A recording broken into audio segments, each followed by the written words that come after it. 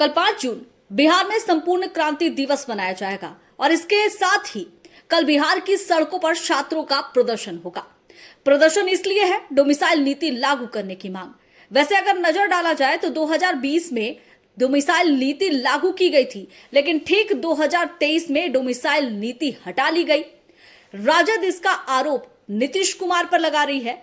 वहीं अगर नजर डाला जाए तो जब राजद की सरकार यानी गठबंधन की सरकार थी 17 महीने, तब भी डोमिसाइल नीति को लागू नहीं किया गया।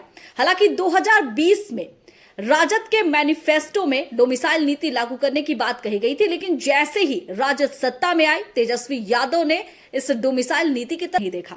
वहीं अगर एनडीए की बात करें तो बीजेपी डोमिसाइल नीति के पक्ष में नजर आ रही है, क्योंकि बार बार ऐसा कहती रही है। चिराग पासवान भी है, उपेंद्र कुशवाहा भी है, जीतन राम मांझी भी है, लेकिन इसके बावजूद भी अभी जबकि एनडीए की सरकार है, डोमिसाइल नीति फिर भी लागू नहीं की जा रही है। छात्रों का कहना है कि बिहार बार बार बेरोजगारी के दंश से झेल रहा है, पलायन झेल रहा है, लेकिन इसके बावजूद भी डोमिसाइल नीति लागू क्यों नहीं की जा रही है।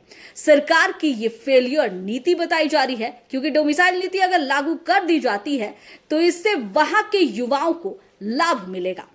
लेकिन दूसरी तरफ जदयू है जो कि ये कह रही है कि डोमिसाइल नीति लागू करने से इसका असर शिक्षा पर पड़ रहा है, क्योंकि इससे पहले की तस्वीर हमने देखी थी कि किस तरह से बिहार में शिक्षकों की नियुक्ति होती थी, किस तरह से शिक्षक बच्चों को शिक्षा दे रहे थे। लेकिन जब से डोमिसाइल नीति हटी है यानी डोमिसाइल नीति नहीं है, तब से दूसरे राज्यों से जो लोग आ रहे हैं मेरिट के आधार पर उनका चयन हो रहा है। फिलहाल शिक्षा व्यवस्था काफी बेहतर दिख रही है, लेकिन अब सवाल यह है कि बिहार के जो लोग हैं, बिहार के जो युवा है, वो कहां जाएंगे, क्योंकि उत्तर प्रदेश में भी डोमिसाइल नीति लागू है, मध्य प्रदेश में भी डोमिसाइल नीति लागू है, बंगाल में भी डोमिसाइल नीति लागू है, लद्दाख में भी लागू है, तमाम कई राज्यों में डोमिसाइल नीति लागू है। तो जब दूसरे राज्यों में डोमिसाइल नीति लागू है तो फिर बिहार में डोमिसाइल नीति नहीं लागू करने की वजह क्या है।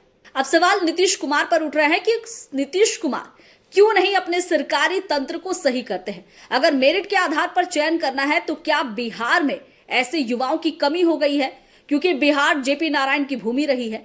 बिहार ने सबसे ज्यादा आईएएस आईपीएस दिए हैं, लेकिन उसके बावजूद भी अगर बिहार के लोगों को यह कहकर हटा दिया जा रहा है, छांट रहा है कि बिहार के लोगों में प्रतिभा की कमी है, तो सवाल उठना लाजमी है। मेरा ये वीडियो आपको कैसा लगा कमेंट करके जरूर बताइएगा।